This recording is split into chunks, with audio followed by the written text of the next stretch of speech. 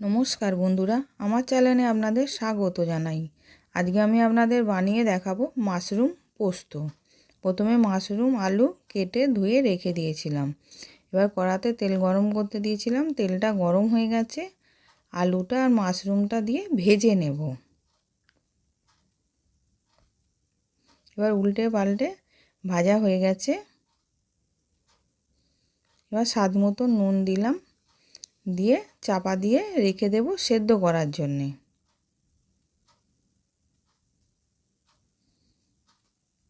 এবার মাশরুমটা আলুটা সেদ্ধ হয়ে গেছে। আমি পোস্ত আর কাঁচা লঙ্কা বেটে রেখেছিলাম, আমি দিয়ে দিলাম। ওর মধ্যে মিক্সির বাটির মধ্যে একটু জল দিয়ে ওটাকেও দিয়ে দিলাম। দিয়ে ভালো করে ফুটে গেলে তারপর নামিয়ে নেব। এবার ভালো করে ফুটে গেছে। এবার ওপর দিয়ে আমি একটুখানি সর্ষের তেল দিয়ে দিলাম, দিয়ে মিশিয়ে নামিয়ে নেব।